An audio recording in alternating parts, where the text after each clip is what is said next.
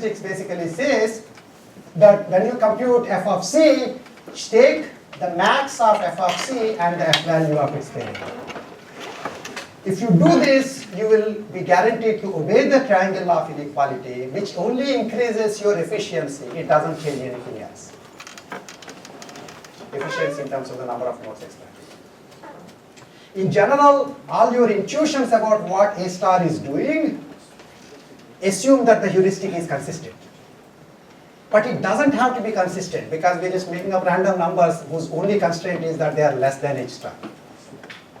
And to make them consistent, you do this.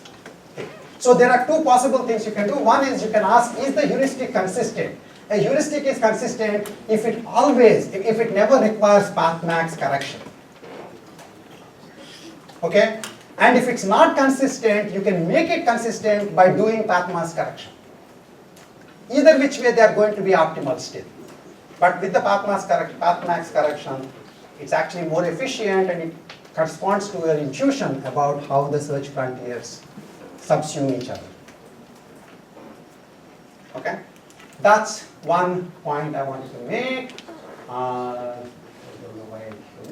The other point I want to make is actually the last one today is, so now that we have A star, the question is it complete? A star is complete for the same reason uniform cost search is complete. As long as H costs are positive, A star is complete. Is A star time? How much time does A star take? This is interesting. You know, admissible heuristics reduce the number of expansions, but can you actually put a bound on the exact amount of time it will take? Turns out that's not all that easy. There are a large number of results about it. The best result that you can kind of make sense of is this, that you would still be exponential with a smaller exponent. It's still b power d time, except if it is H star, it would actually be b power 0. It should be just, basically you go directly to the goal by looking at the nodes on the path. Okay, so in fact, you can show, and I'm not showing it here, but this is a result you can keep in mind, that it's proportional to the relative error of the heuristic. The relative error is H star minus H, which is how much H star differs from H. Okay, with respect to the value of H. This is the relative error here. And it will still be exponential except in terms of this relative error. And if the relative error is 0, then it's not exponential. Everywhere else, it's still exponential. It's just a lower exponent. Okay? Space. The problem of space is much more complex. So we'll solve it in the next 5 minutes. And then of course, then I'll make you watch a small IDA star example. Space of A star search can be great, can be very bad. Because on one extreme, you have uniform cost search, which is just breadth first search, so space will be exponential. On the other extreme, if you lucked out and put H equal to H star, A star goes directly to the goal, so it basically needs more space. It doesn't expand any node because the open list will be very small. In between, the space can be exponential. To the extent you are very much interested in space being linear, it looks as if we came from IDDFS to A star, which has efficiency but no space optimality. Okay, so I'll tell you a version of A star called IDA star, and then you will look at the example and we'll discuss it again when we come back next class. But before that, let me point out one more thing. Is A star optimal? Well, that's what we spent most of the class of the second half showing. It is indeed optimal. If it doesn't terminate with admissible heuristics, A star is optimal. Okay. So, IDA star. So I want to make A star take linear space in 5 minutes or less. Okay. It's the same idea. I want to do, the only idea that you know that takes linear space is depth first search. So if you ever need linear space, somehow do depth first search. IDDFS did depth first search. What did IDDFS do? It basically did depth-based thresholds on the tree, and for each subtree, it did a depth first search. Right? What is the depth in IDDFS corresponds to in A star? Depth is D of n, right? So you are putting D of n as the threshold for cutting off the trees, right? So what does D of n correspond to in A star search? Actually, what does D of n correspond to in uniform cost search? G of n. Because G of n is a generalization of D of n. And when you come to A star search, what does it correspond to?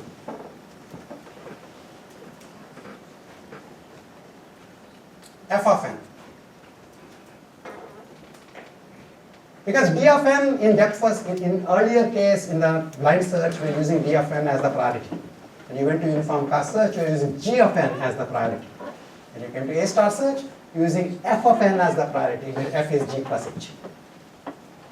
So, if you realize that, all you need to do is put the boundaries not based on depth, which is what IDDFS was doing, but based on F values. Just remember that circle thing, the depth base will be circular. If you put F value, then they will be non-circular.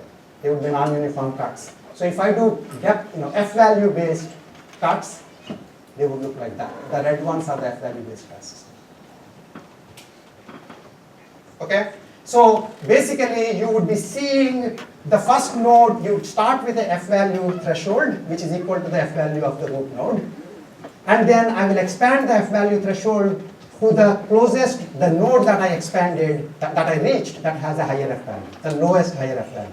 And then that becomes the next threshold, and then next threshold, and so on. And then in each threshold, you now have a subtree. It's just a non-uniform subtree. And I do then, what do I do on that subtree? I need to do search. What search do I do? What? She says depth first. I think it looks like a cop-out. We did A star in this whole class. We want to go home. So how many people want to do A star search in each of the iterations? Just say yes and you get to go home. Yes. Sorry. That's completely wrong. That's completely wrong. Right? If you remember this, and you will at least never make that mistake again. I started this whole discussion by saying the only thing that gives you linear space is depth first. And then I tricked you into saying A star. Apparently, if you get to go home, you will say anything. A star search does not guarantee linear space. The most important thing about IDA star is you are using A star only to set the F value contours. And then do search using depth first search. It's highly counterintuitive. I can write large number of midterm questions that most of you will get wrong except this girl. Right? Because you are essentially assuming IDA star must do A star search. Come on, otherwise why is it called IDA star? Right? No. If you do A star search, you're sunk. It doesn't matter how small the tree is, you will still wind up taking too much space to hold the open list. So what IDA star is doing is it is doing the contours using F value and then doing depth first search. So IDA star does depth first search. Just say that to yourself as you walk out of the class multiple times so that you never make it. One last point. How many iterations does IDA star have to do? How many iterations does IDA star have to do? Remember, IDDFS has to do as many iterations as the depth of the goal node. Right? First depth, second depth, third depth, fourth depth, etc. How many iterations does IDA star have to do? In the worst case. What? No. How many iterations does IDA star have to do? Yes? The minimum cost of going from one to What is the worst thing that can happen when you are expanding F? Yes? the number of the same F values? Number of distinct F values. How large can that be? Infinite.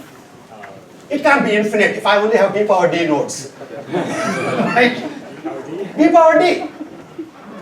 So IDA star does the worst when every node has its unique F value. Then every iteration, one extra node comes in. One extra node. So there are going to be b power d iterations of IDA star. This would never happen in IDDFS. So IDA star in the worst case can be so bad that it's embarrassing.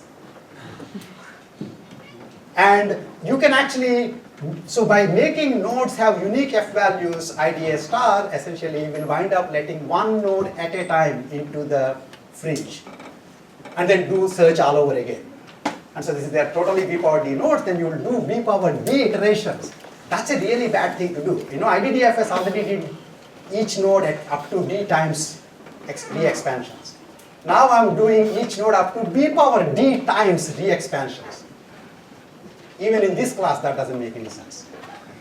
Okay? But that's the reality. So if you have heuristics that are precise up to the 7th decimal, and each node winds up having an extremely different H value, and you're thinking, shall I do IDA star? Tell yourself, maybe not. And as you tell this to yourself, and as you tell yourself that IDA star does depth first search in each iteration, you go home. Thank you.